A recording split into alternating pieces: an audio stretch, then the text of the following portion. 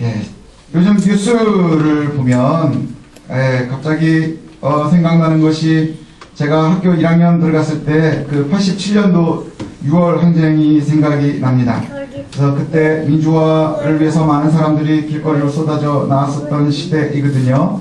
생각해보면 그때는 그게 굉장히 절실했었던 것 같아요. 그죠? 예, 그래서 뭐 굉장히 시위도 격했었고요. 나가면은 늘 일단은 돌 던지고, 그때 제가 되게 기억이 나는 게, 저는 되게 찌질하잖아요. 그래가지고 이제 뭐 앞에 나서는 거는 전혀 못하는데, 그때는 참 길거리를 많이 나갔던 것 같아요. 그래서 맨 뒤에 이렇게 쫓아다녔습니다. 이렇게 쫄래쫄래 뒤에서 쫓아다니다가 보면 그 와중에도 돈 버는 사람들이 있었어요. 예, 그래가지고 체류탄이 많이 터지니까 물안경을 파는데, 예, 물안경을 팔면 이 냄새는 어떻게 막 하지만 눈이 시려운 거는 막 어떻게 못하니까 맨 뒤에 따라다니면서 물안경 파는 분들이 있었어요. 물안경 하나 써봤더니 너무너무 좋더라고요. 예, 그래서 이게 참 그때는 대단했던 것 같아요. 그래서 뭐 하여튼간에 너 아니면 나 뭐 이래서 굉장히 시위가 격했었죠. 그래서 외국에서 이렇게 보면 대한민국이 이제 망한다라고도 생각을 했었대요.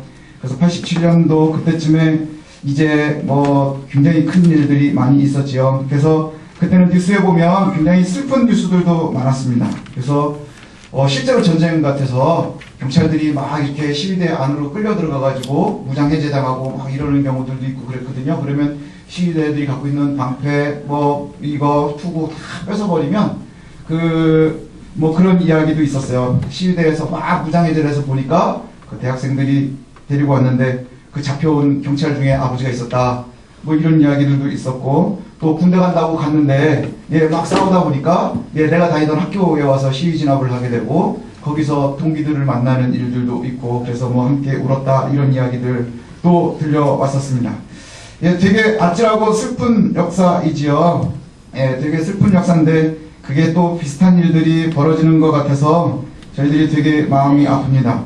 외신들은 우리나라가 2번 정도 망할 거라고 생각을 했대요, 최근에. 그래서 87년도에 한번 망할 것 같았다라고, 그 다음에 또 한 번 2002년도 월드컵 때 망한다고 그랬었대요. 사람들이 너무너무 많이 모여가지고 흥분을, 전 국가가 흥분해 있었잖아요. 그래서 야, 저거 어떡하냐. 그래가지고 터키하고 이제 마지막 4강전에서 졌을 때 외신들이 한국은 큰일 났다. 언제 회복하느냐. 막 이러고 되게 걱정을 했는데 그 다음날 아무 일 없다는 듯이 원상복귀를 해서 냄비가 이렇게 강하구나 이런 생각을 했다고 합니다. 예, 그래서 뭐 냄비라는 것이 굉장히 또 좋은 거일 수도 있어요. 빠르게 현실로 돌아오는 것이기도 하거든요. 근데 제가 사실 이 일들이 이제 벌어질 때, 요즘에 사건들이 있을 때 그 시작점이 이제 이화여대잖아요. 이화여대에서 이제 시위가 있는데 한 매스컴에서 시위하는 장면을 갖다가 이제 브리핑을 해주는데 시위 문화가 많이 바뀌었다 뭐 이런 얘기들 하면서 무슨 얘기가 있었냐 하면, 그 예전에는 시위를 하면 그 민중가요나 아니면 이제 여러 가지 부르는 노래들이 있었어요. 예, 데모가요라고도 하기도 하고 뭐 이러거든요. 그래서 그 노래 부르면 어르신들은 빨갱이다 뭐 이런 얘기들을 했었다고 그래요. 근데 이화여대 학생들이 총장실을 점거를 하고 그리고 나서 막 노래를 불렀는데 어떤 노래를 불렀냐면 전 잘 모르는데 소녀시대 노래를 그렇게 많이 불렀대요. 소녀시대 노래, G.O.D 노래, 그래서 하늘색 풍선, 저도 이런 노래가 있었는지 모르는데 소녀시대 다시 만날 세계라는 노래를 그렇게 많이 불렀다는 거예요. 거기에 가사가 이런 가사가 있답니다. 그러나 알 수 없는 미래와 벽 바꾸지 않아 포기할 수 없어 뭐 이런 노래를 했다는 거예요. 그러니까 이제 사람들이 볼 때 니네 뭐 시위하고 이런 게 장난이냐 뭐 이렇게 이제 또 뭐 비웃는 사람들도 있거든요. 근데 사실 이화여대는 승리했어요. 왜 그러느냐 하면 나중에 이거를 다 풀고요. 시위를 다 풀고 나중에 보고하고 해결을 하는데 교수님들도 나와서 지금까지 고생한 여러분들을 우리가 위로합니다. 그리고 이제 다시 교실로 돌아올 여러분들을 두 팔을 벌려서 환영합니다. 이제부터는 우리가 해결을 하겠습니다. 그래서 지금까지 미진했었던 것 혹시 교육부에서 발표를 했는데 옳지 못한 것이 있으면 우리가 조사한 거를 공개하겠습니다. 이렇게 나왔어요. 결국은 이게 민주화의 승리이기도 하겠지요. 예, 어른들이 때로는 뭐 그렇게 생각을 합니다. 니네가 뭘 알아? 그리고 니네가 뭐 요즘 세대들을 보면 니네들을 어떻게 믿니? 뭐 이렇게 얘기를 하겠지만 이 친구들이 세상을 바꾸는 것 같아요. 예, 어제 뉴스를 보면서도 참 마음이 아팠습니다. 예, 왜냐하면 중학생, 고등학생들까지도 나오고 유모차에 있는 애들은 무슨 죄겠어요, 그죠? 예, 그런데 그 안에서 보니까 참 대단하다는 생각을 했습니다. 제가 늦게까지 이제 이 앞부분 때문에 좀 뉴스를 봤어요. 마지막에 뭐 이렇게 광화문 앞에 새벽 4시까지 사람들이 있었대요. 저는 3시까지 보다가 잤는데, 예, 근데 마지막에 해산을 하려고 안 하는 사람들이 23명이 연행이 됐답니다. 그 다음에 경찰 버스에 올라가서 경찰을 때린, 되게 용감한 사람이죠. 경찰 버스로 자기가 올라가가지고 그 안에서 경찰을 때렸대요. 그 사람이 한 명이 연행이 되고, 그래서 아마 한 23명 정도가 연행이 됐대요. 100만이 모였는데 23명 연행이 됐으면 거의 평화적이지요. 그래서 외신이 또 한 번 놀랬답니다. 100만 명이 모였는데 너무나 평화적이었다.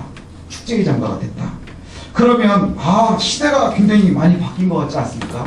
저희가 알고 있었던 시대하고, 예, 위정자들은 많이 바뀌지 않았을지라도 국민들이 바뀌고 있었던 것 같아요. 그래서 이렇게 왜 이것이 가능할까?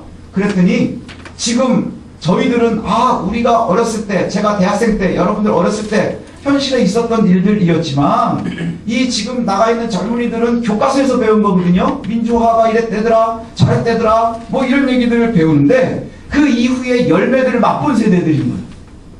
그렇죠. 그래서 민주화를 맛보고 자유도 맛보고 기쁨도 맛보고 문화도 누렸었던 친구들이 이제는 이것이 새로운 문화, 새로운 세대들을 만들어가는 것 같아요.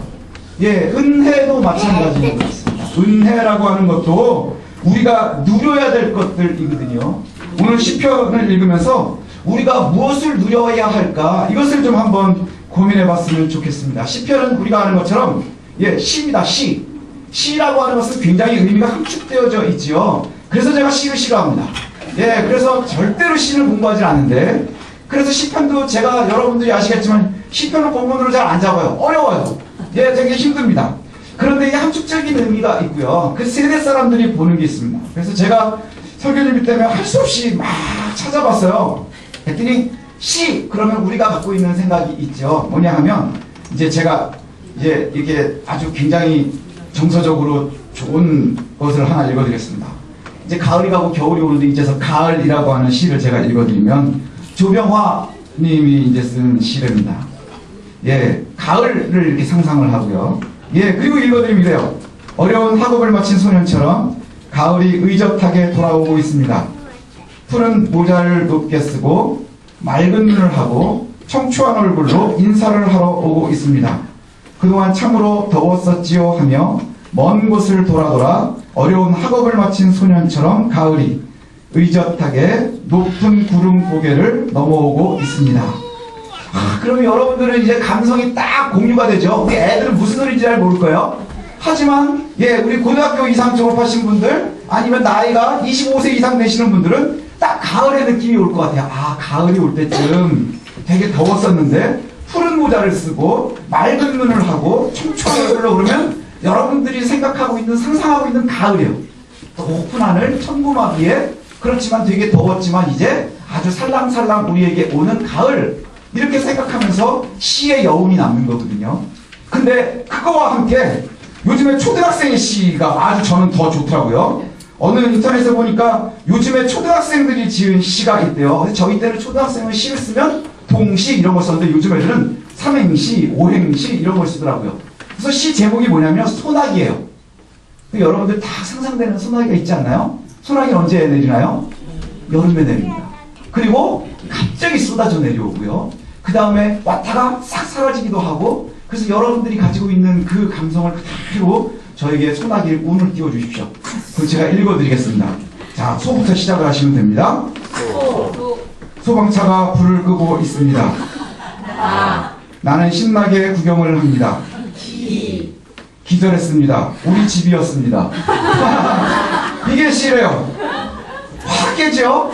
근데 전 이게 더 좋은 것 같아요. 재밌잖아요. 그죠? 소방차가 불을 끄고 있습니다. 나는 신나게 구경을 합니다. 기절했습니다. 우리 집이었습니다. 예. 시는 자꾸 상상하게 되면요, 오래 생각할수록, 근데 이 시도요, 상상을 하면 아까 가을이 다 사라져요. 그렇지 않나요? 가을, 그래가지고 우리에게 오던 감성이 소나기라는 삼행시를 보고 읽은 다음에 다 사라지는 거예요. 하지만 오랫동안 감흥이 남은 상상하면 너무 재밌기도 하고 웃기기도 하고. 예.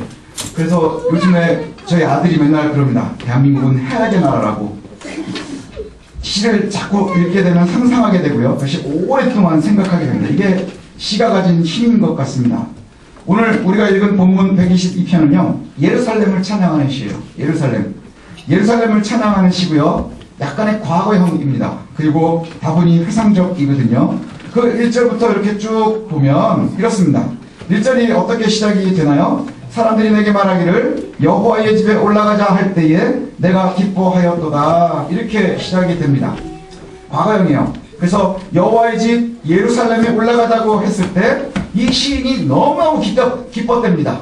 거기서부터 시작이 되는 거예요. 사람들이 예루살렘으로 가자. 그래서 지금 시를 쓰고 있는 아마 다윗이라고 이제 많이들 불리는데 아마 다윗일 것이다. 그러면 다윗에게 하나님의 전으로 올라갑시다. 그래서 굉장히 기뻤답니다. 왜냐하면 예루살렘은 여호와 하나님의 성이고요. 거기 거룩하게 구별되어 있는 곳이고요. 아주 강한 성이고요. 하나님과 우리가 만나는 곳입니다. 예루살렘 하면 딱 드는 그 상징이 바로 그것이죠. 하나님을 만나는 곳, 강력한 성, 하나님과 우리가 함께 있는 곳. 그래서 뭐라고 얘기를 하느냐? 그렇게 올라가서 너무너무 기뻤는데 그리고 나서는 예루살렘에 우리가 서 있다. 이렇게 얘기를 해요. 예, 2절에 보니까 예루살렘아 우리의 발이 내 안에 있다. 영어 성경에 보면 이게 조금 더 감동이 있거든요. 우리 한글 성경은 시편을 보면 이게 좀 그런데 우리의 발이 너의 문 안에 서 있구나. 그리고 오 예루살렘이여 이런 식으로 표현이 돼요.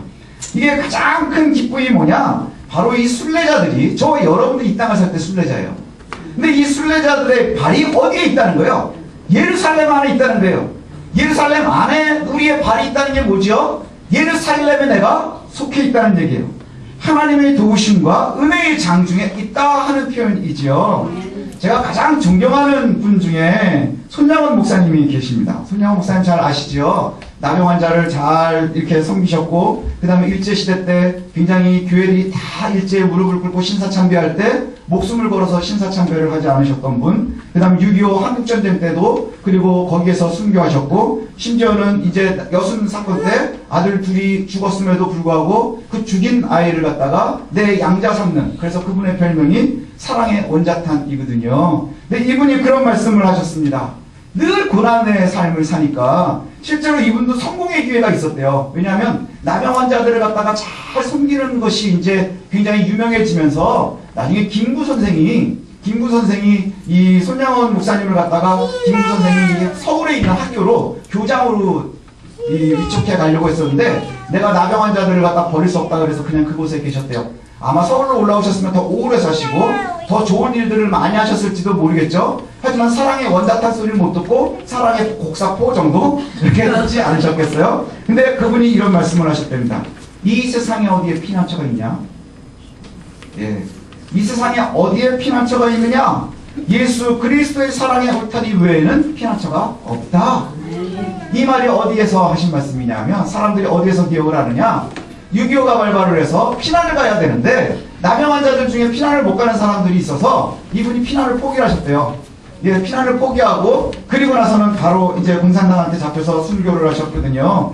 예, 그분의 위대함이 뭔 줄 아십니까? 나병 환자들의 발을 빠른 것 아니면 그분들과 함께 했던 것 이것이 아니라요. 그분이 이 땅에 피난처가 없는 걸 알고 계셨다는 거예요. 그리고 예수 그리스도의 사랑의 울타리 외에는 우리가 안전한 곳이 한 군데도 없다고 하는 것을 갖다 알게 됩니다. 제가 어제 보니까 청와대도 그렇게 안전해 보이지 않더라고요. 그죠? 예, 800m까지 가까이 갔었다는 거 아닙니까? 예, 예루살렘에 나의 발이 있다. 이것이 뭐죠? 예수 그리스도의 사랑의 울타리 안에 우리가 거하는 것입니다. 예, 예수 그리스도의 사랑의 울타리 안에 저와 여러분들이 거했으면 좋겠습니다. 예루살렘에 나의 발이 있어서 기쁘십니까?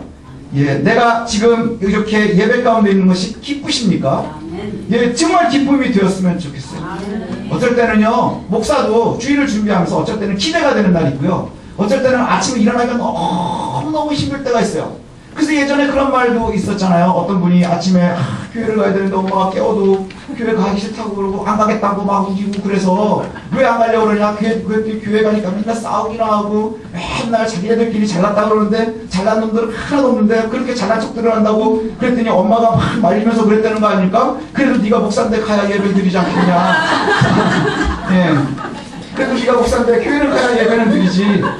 예. 정말 그럴 때가 있거든요. 은혜가 쉽지 않을 때는 교회가 너무너무 힘들 때도 있을 것 같아요. 그런데 여러분 정말로 교회 안에 있는 것이 기쁘셔야 됩니다. 예루살렘 안에 발이 그것 자체로 기쁨이 될 수 있어야 합니다. 우리가 주의 전에 있음이 그리고 우리가 그의 백성으로 이 땅에서 살고 있음이 기쁨이 될 수 있었으면 좋겠습니다. 다른 조건이 아니라 그저 우리가 예루살렘 안에 있는 것이 기쁨이 되었으면 좋겠어요. 예배자로 설 수 있는 것 자체가 가장 중요한 기쁨의 시작이 될 수 있기를 소원합니다. 왜냐하면 이 세상에는 그 어떠한 상황도 어떠한 조건도 피난처를 만들어주지 못하기 때문입니다. 그리스도 안에 있을 때 피난처가 되는 겁니다. 자꾸 저는 이 정치하고 종교는 분리돼야 된다고 생각을 하거든요. 그리고 그게 제 신입니다. 왜냐하면 교회가 정치 권력하고 함께 있으면 썩게 되어 있거든요. 근데 오늘은 예화가 자꾸 그리로 흘러가는데 권력이 지켜주지 못하더라고요. 그죠? 돈도 지켜주지 못해요. 뭐 대통령하고 독대한 7명을 부른다고 그래요. 그 7명에 못 끼는 이 총수들은 급이 안 되는 거예요. 그렇지 않아요? 넘버 7 안에 못 들어가는 거잖아요. 우리가 다른 조건이 아니라 바로 그저 우리의 발이 예루살렘 안에 있음을 누릴 수 있었으면 좋겠어요. 그것이 우리에게 참 큰 은혜가 되기를 소원합니다. 왜 그것이 가능하냐 하니까 예루살렘은 너무나 조심스럽고 꼼꼼하게 건설되어 있기 때문이에요. 여기 성경이 그렇게 얘기하죠. 너는 잘 짜여진 성읍이라. 그것이 눈으로 보기에는 건물이 예루살렘 성이 굉장히 잘 되어 있지만 영적으로 보면 하나님께서 세우신 하나님의 나라가 아주 촘촘하게 만들어져 있는 거예요. 아주 호락호락하지 않다는 것이지요. 그냥 보면 그 당시의 세계의 정세에서 보면 이스라엘은 작은 나라예요. 예루살렘은 정말 조그만 나라예요. 그럼에도 불구하고 다윗의 시대에 그 시대를 호령을 할 수 있었던 이유가 뭘까요? 바로 여호와의 힘이 거기에 있었기 때문이지요. 그래서 예루살렘을 바라보며 호락호락하지 않고 아주 조심스럽고 꼼꼼하게 건설되어 있음을 이야기합니다. 그리고 그곳이 예루살렘이 왜 그렇게 있느냐? 바로 여호와의 지파들이 하나님의 백성들이 그곳에 법을 따라서 모여 찬양하기 때문인 거예요. 우리가 좋아서 찬양하는 것이 아니라 내 원하는 대로가 아니라 하나님의 법을 따라서 모여서 찬양하는 것, 이것이 우리에게 기쁨의 시작점이 되어야 될 줄로 압니다. 우리의 발이 예루살렘 안에 있고 그곳에 하나님께서 아주 촘촘하게 만들어 오신 건물과 룰이 있는데 그 안에서 하나님을 누리며 찬양하는 것, 이것이 우리에게 기쁨이 되기를 소원합니다. 그 기쁨이 저와 여러분들을 이끌어야 될 줄 알아요. 그러면 그러고 나서 이제 뭘 얘기하느냐? 우리의 삶도 그저 단순하게 예루살렘 안에 있는 것이 예배하는 것, 찬양하는 것으로만 끝나는 게 아니라 그곳에 뭐가 있느냐? 심판의 보좌도 예루살렘 안에 여전히 있는 거예요. 하나님을 만나는 하나님의 전이 그저 우리의 삶을 이끄는 것으로 끝나는 게 아니라 심판의 보좌가 된다는 거예요.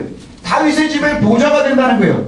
여러 조건들이 아니라 하나님의 룰이, 하나님의 법이, 하나님의 율법이 저와 여러분들의 모든 세상의 삶의 판단의 기준이 되는 것, 이것이 온전히 예루살렘에 우리의 발이 놓여 있는 것이고 하나님을 찬양하는 것이고 하나님의 법대로 따라가는 것이 될 줄로 믿습니다. 하나님의 법이 우리의 궁극적인 판단의 기준이 되시기를 소원합니다. 우리가 주변의 여건들 때문에 자꾸 판단이 바뀌거든요. 나 유리한 대로 자꾸 바뀌는 거예요. 그렇지 않나요? 제가 정말 화가 나는 게 뭔지 아세요? 이 와중에 자기네들 이해관계를 따지는 정치 세력들이에요. 그렇지요. 야당들도 그렇지 않나요? 야당들이요 다 다른 얘기를 해요. 왜 그럴까요? 이 당도, 저 민주당도 다른 얘기하고, 그 다음 국민의당도 다른 얘기를 하고, 정의당도 다른 얘기를 다 해요. 왜 그럴까요? 그 와중에 이것이 나에게 얼만큼 이로울까 손해볼까를 재는 거예요. 이것이 옳지 못하다는 것이죠. 왜 그럴까요? 옳고 그름은 룰에 정확하게 있어야 되는 거예요. 우리는 하나님의 룰을 따랐으면 좋겠어요. 변하지 않는 것, 변치 않는 그 하나님의 룰을 저와 여러분들이 따라갈 수 있기를 소원합니다. 우리가 믿는 하나님의 나라, 그리고 하나님의 나라의 이 땅의 모델, 이것이 바로 예루살렘이고요. 지금 저와 여러분들이 예배하고 있는 이곳이 그 모델이 되어야 되는 거예요. 영적 예루살렘이 지금 이곳 작고 초라하지만 그럼에도 불구하고 세상을 호령할 수 있는 것은 바로 거기서부터 시작되는 거예요. 저와 여러분들이 누려야 될 이 땅의 하나님의 나라, 영적 예루살렘, 그리고 그곳에 있음이 정말로 기쁨이 되었으면 좋겠습니다. 그 자체가 기쁨이 될 수 있었으면 좋겠어요. 그리고 하나님의 사람들이요, 그 속에서 탄탄하게 짜여진 하나님의 나라를 신뢰하고 의지할 수 있었으면 좋겠습니다. 그리고 그것을 의지하면서 정말로 하나님의 법을 따라서 찬양하고 생활하는 저와 여러분들이 되었으면 좋겠습니다. 이것이 바로 영적 예루살렘을 지키는 저와 여러분들이 될 줄로 믿습니다. 예루살렘을 감사하고 기뻐하고 누릴 수 있다면, 저와 여러분들이 예배하고 찬양하고 하나님의 룰에 의해서 우리가 판단하는 것, 이것이 기쁨이 되고 누릴 수 있다면, 그러면 예루살렘은 곧 평화고 축복입니다. 그것이 곧 평화고 축복이지요. 여기 보면 이제 성경이 그렇게 얘기합니다. 6절에 보니까 예루살렘을 위하여 평안을 구하라. 예루살렘을 사랑하는 자는 형통하리로다. 내 성 안에는 평안이 있고 내 궁중에는 형통함이 있을지어다. 이렇게 말씀해요. 예루살렘의 평화를 위해서 기도하시기를 소원합니다. 예루살렘을 사랑하는 자들에게는 형통이 있답니다. 예루살렘의 평화를 위해서 기도하는 거예요. 저와 여러분들이 있는 이곳을 위해서 기도해야 됩니다. 교회를 위해서 기도해야 되고, 가정을 위해서 기도해야 되고, 나라와 민족을 위해서 기도해야 돼요. 그곳에 우리가 발붙이고 있는 것이 기쁨이 될 수 있어야 되겠고요. 그곳의 판단의 기준은 오로지 여호와 하나님일 수 있었으면 좋겠습니다. 성 안쪽에서는, 성 안에 있으면 우리에게 평화가 있답니다. 그리고 성체 안에는 평강이 있을 거라 이렇게 얘기를 해요. 예루살렘 평화를 위해서 우리가 쉬지 않고 기도해야 됩니다. 사무엘이 그렇게 얘기하죠. 내가 기도하기를 쉬는 죄를 범하지 않겠다. 우리가 제일 언제쯤 기도를 먼저 쉬는 줄 아십니까? 제가 보니까 저도 마찬가지고요. 기도해야 될 때 기도를 먼저 쉬어요. 그렇지 않나요? 가장 기도가 필요할 때 그때부터 쉬어요. 평소에는 좀 기도하시는 분들도 힘들면 기도부터 쉬어요. 그리고 정말 힘들 때는 기도부터 쉬어요. 그리고 언제 다시 기도하겠다 그래요. 해결 좀 되고 나면. 그럼 하나님은 어디 있는 거예요? 우리가 예루살렘의 말을 붙였으면 좋겠어요. 예루살렘의 말을 붙이고요. 그 예루살렘 안을 누릴 수 있었으면 좋겠습니다. 예루살렘의 평화를 위해서 기도하십시다. 우리 가정을 위해서 기도하기를 쉬지 말아야 되고요. 우리 교회를 위해서 기도하기를 쉬지 말아야 되고요. 나라 민족을 위해서 기도하기를 쉬지 말아야 되는 거예요. 그리고 예루살렘을 사랑하는 자들에게는 평화와 형통함이 있다. 이렇게 성경이 약속하고 있어요. 예루살렘을 사랑하는 자들, 하나님의 장중에 있는 자들은, 그리고 그곳에 있는 것을 누리는 자들에게는 형통함이 있다. 여러분 형통 좋아하지 않나요? 형통이 좋죠? 형통이 뭔가요? 무슨 통인가요? 일본말로 빠켓스라 그러죠. 형을 넣는 빠켓스인가요? 형통을 위해서 학생들은 열심히 공부하거든요. 조금 자라면 어른이 되면 열심히 출근하고 퇴근합니다. 그저 아침에 지하철을 타보면요, 정말 눈물로는 볼 수가 없어요. 그 막 와중에 서서 자는 사람, 코 고는 사람, 서서 코 고는 사람 보신 적 있으세요? 정말. 그런데 그리고 나서 결혼을 해서 가정을 이룹니다. 그러면 열심히 티격태격해요. 처음에는 아내와 남편, 새색시와 저희 신랑과 신부가 막 태격태격하죠. 조금 지나면 이제 오래된 신랑하고 좀 오래된 새색시하고 막 티격태격합니다. 그 조금 더 크면 이제 애새끼하고 티격태격하고요. 그러고서 조금 지나면 이제 며느리하고 또 사위하고도 티격태격해야 되고, 늘 티격태격합니다. 그럼 과연 형통이, 평화가 우리에게 허락이 되어 있긴 합니까? 여러분 평화를 누리고 계십니까? 그저 웃지요? 그저 웃을 뿐이지요? 우리에게 피난처가 없다 그랬으니까, 피난처가 정말 없구나. 근데 평화를 누리는 방법을 오늘 시편 기자가 이야기합니다. 예루살렘의 평화를 위해서 기도하십시오. 그러면 예루살렘을 사랑하는 자에게 형통이 있다고 합니다. 형통이 뭔지를 먼저 생각을 해요. 형통이라는 단어가 히브리어로 샤라래요. 샤라라는 단어가 있는데, 이 의미가 뭐냐면 잔잔하다라는 의미입니다. 잔잔하다, 그리고 또 한 가지는 안전하다, 이런 의미를 갖고 있어요. 예, 우리가 알고 있었던 형통이랑은 좀 의미가 다르지 않나요? 잔잔함, 그 다음에 안전함. 하나님과 우리가요, 형통이라는 단어 하나를 놓고 서로 다르게 이해하고 있는 것 같아요. 우리가 그냥 일반적으로 생각하고 있는 형통은 뭔가요? 승승장구하고 대박이 터지는 게. 그죠? 그래서 복권 사면 다 되고, 그 다음에 뭐 뽑으면 다 되고, 예, 얼마 전에 우리 아들이 군대를 가려고 했는데 떨어졌어요. 그럼 불통이에요. 그렇지 않나요? 불통 아닙니까?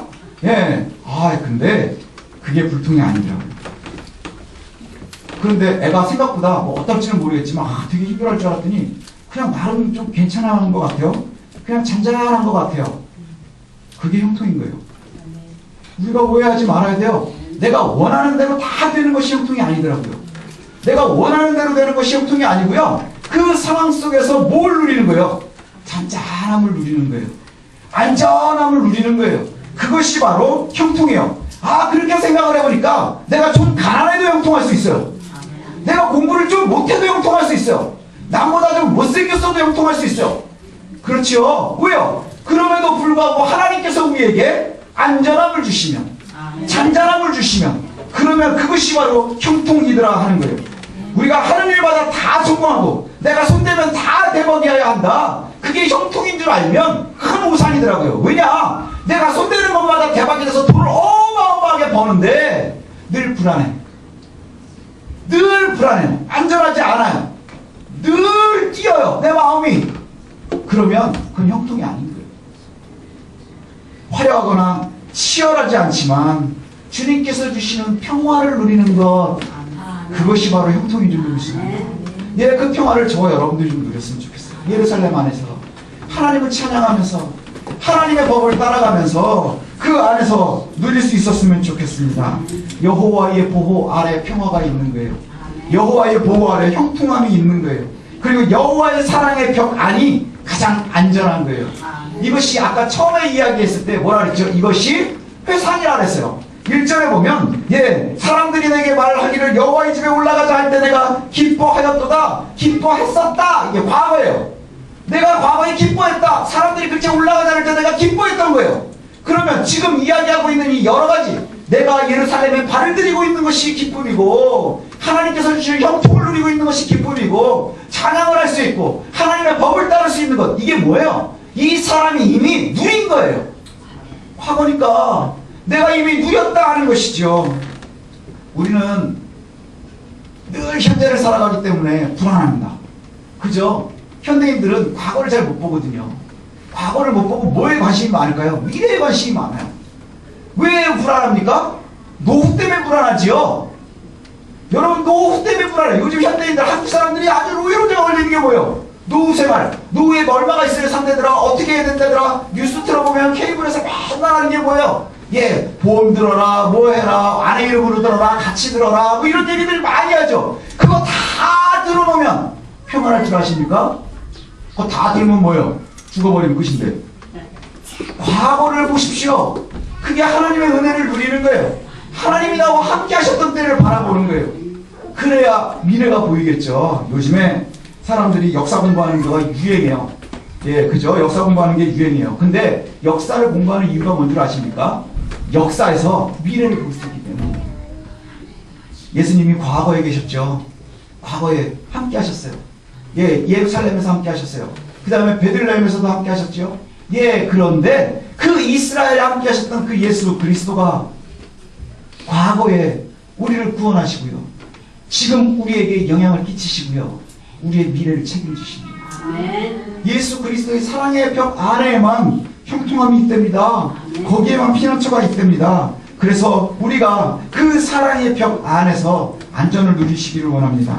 그러면 이제 그 안전을 누린다고 하면, 예, 이제 형제와 친구를 위해서 말하는데 너희 가운데 평강이 있을지어다. 사랑하는 형제와 친구들을 위해서 내가 말하는데 너희 가운데 평강이 있을지어다, 이렇게 얘기를 해요. 축복이고요, 선언적인 의미를 갖고 있어요. 예, 그래서 평강은 예루살렘 안에 있고요, 형제와 친구들을 위해서 말하는데 너희 가운데 평안이 있을지어다. 그저 무의미한 축복이 아니라, 무의미한 축복은요, 미국 사람들이 최고예요. 기침만 하면 축복을 해줘요. God bless you. 내게 하나님의 복이 있기를 기침하십시오. 복 받고 싶으시면 취하면 복을 줘요. 예, 어떤 애들은 그 꼬마들은 그 복을 받아야 되거든요. 취하면은 God bless you 그러거든요. 근데 이제 한국 아줌마들 막 있는 데서 애가 기침을 했는데 아무도 복을 빌어주지 않은 거예요. 이 꼬마가 막 다니면서 누가 나에게 블레싱 해달라고 막 쫓아다니는 그런 정도로 복을 좋아해요. 제가 보기엔 전 세계에서 미국 사람하고 한국 사람이 복을 제일 좋아해요. 그죠? 그런데 그 복이 어디에 있느냐? 그냥 앞뒤에서 그냥 살펴서 의미 없이 하는 것이 아니라 어디에 있느냐? 바로 예루살렘 안에 있는 거예요. 같은 믿음을 가지고 같은 신앙을 누리고 같은 믿음의 틀로 생각하고 누릴 때 같은 평화와 평강이 가능함을 기억했으면 좋겠습니다. 우리가 그 안에서 누리는 복이 저와 여러분들을 이끌었으면 좋겠습니다. 여호와 우리의 하나님의 집을 위해서 내가 너의 복을 구할 것이라 이렇게 마지막을 이야기하거든요. 여호와 나의 하나님의 집을 위하는 것, 그것이 내 복과 따로 떨어지지 않음을 기억하십시오. 하나님의 나라를 위하는 것, 여호와의 집을 위하는 것, 그것이 곧 나의 복을 위하는 것임을 놓치지 않았으면 좋겠습니다. 결혼한 새댁이요, 제일 슬퍼하는 일들이 뭐냐라고 물어봤더니 그거래요. 결혼을 해가지고 살다가 보면 어디도 내 집이 아닌 것 같은 느낌이 들 때가 있대요. 그 왜 그러냐 그랬더니 시댁은 아직 적응이 안 돼가지고 내 집이 아닌 것 같고, 친정에 가보니까 내 거가 이제 하나씩 없어지는 거예요. 그리고 딱 친정에 가면 언제 딱 묘한 느낌이 드냐면 엄마 아빠가 갑자기 너무 잘해준대요. 그전에는 막 티격하잖아요. 야 이년아 왜 자꾸 이거 여기다 놔 막 이러잖아요. 그죠? 야 빨래로 뒤집어서 내놔 막 이러고 막 그러거든요. 근데 오랜만에 이제 가가지고 새댁이 돼가지고 한 일주일 전에까지도 이 집에서 살았는데 한 일주일 뒤에 갔다 와가지고 하면 빨래를 뒤집어서 내놔도 아무 말도 안 하고 설거지를 안 해도 아무 말도 안 하고 막 이런다는 거예요. 어느 순간인가 내가 그 집에 손님이 되는 느낌이 든대요. 그럼 되게 서럽다고 그런 얘기들을 하더라고요. 왜 친정에 갔는데 서러워요? 내 집인데? 내 위치가 없어지겠대. 내 위치가 없으니까. 내 자리가 없으면 되게 서러운 거예요. 요즘 아빠들이 집에서 왜 외로워하는 줄 아십니까? 내 자리가 없어서요. 왜냐? 난 열심히 돈 벌러 나간 거예요. 돈 벌러 나갔어요. 그래서 엄마하고 애들하고 되게 친해요. 어느 순간인가 내가 집에 들어갔는데 나는 친하지 않은 것 같은 거예요. 그래서 위기의 중년 이런 얘기들 나오는 이유가 바로 거기 있어요. 왜냐하면 내가 이 집을 건사한 것 같은데 들어와 보니까 나는 손님인 것 같은 거예요. 내 자리가 없는 것 같아요. 엄마하고 애들은 되게 친한데 나는 약간 따돌림 당하는 것 같고, 그게요 그냥 있는 얘기가 아니라 저희 집이 그랬었어요. 제가 지금 생각해보니까 그래요. 저희 아버님이 이제 굉장히 열심히 사셨거든요. 근데 집에 와가지고 이제 식구들하고 밥 먹다가 이제 웃자고 한마디를 하세요. 요즘에 얘기하는 아재 개그 비슷한 거예요. 한마디 웃자고 얘기 탁 하잖아요.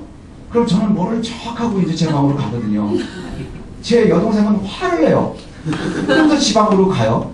그리고 저희 어머니는 아무 일 없다는 듯이 이슬처럼 사라지세요. 그래가지고 저희 아버님이요 저희 아내를 되게 이뻐하셨어요. 왜냐? 어려워서 도망을 못 가니까 거기서 밤새도록 들어주는 거예요. 그래서 저희 아버지가요 우리 가족들 중에서 며느리를 제일 이뻐하셨었대요. 왜 그럴까요? 그곳에 자리를 찾은 거예요. 며느리한테서 내 자리를 찾은 거예요. 예루살렘에서도 여러분들의 자리를 찾으셔야 돼요. 왜 그게 복이냐? 제일 처음에 보니까 예루살렘에 나의 발이 있다. 이게 참 중요해요. 내 발이 어디에 서 있는지를 내가 확인하는 거예요. 이 자리가 내 자리구나 하는 것을 갖다 찾는 것이 참 중요한 것 같아요. 내 자리가 있어야 돼요. 내 자리는 누가 만드냐? 내가 만들어가는 거예요.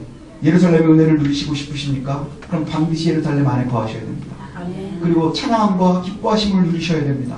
그리고 내 판단의 기준에 여호와의 이름이 있어야 됩니다. 그것이 저와 여러분들의 삶이 되시기를 원합니다. 하나님의 사랑, 여러분들이요 하나님의 나라를 위해서, 또 우리의 복과 또 우리의 삶을 위해서 우리의 복과 하나님의 법이 다르지 않음을 기억하십시오. 저와 여러분들이 예루살렘 안에서 누리지 못하면 세상 어디에서도 평안을 누릴 수 없는 거예요. 왜요? 이 세상에 평안이 어디 있습니까? 어디에 있습니까? 안전한 곳이 어디에 있습니까? 안전한 곳은 하나도 없어요. 제가 보니까 미국이 제일 안전한 것 같았는데 미국이 지금 제일 복잡해요. 우리나라는 평화시 10만 명이 모여 사는데요. 지금 미국은 이제서 화형식을 한대요. 걔네는 배운 적이 없나 봐요. 옛날에 하던 트럼프 만들어가지고 불태우고 막 이런 거를 지금 한대요. 걔네도 한 20년쯤 지나면은 이런 얘기 하겠죠. 우리도 평화로울 수 있지. 뭐 이러고. 기억하십시오. 하나님의 법과 우리의 법이 다르지 않습니다. 그리고 예루살렘 안에 거하면서 그것을 누리는 것이 가장 큰 은혜이고 복임을 놓치지 않았으면 좋겠습니다. 여호와의 집 안에 거하십시다. 여호와의 울타리 안에서 그 평화를 누릴 수 있는 저와 여러분들이 되시길 소원합니다.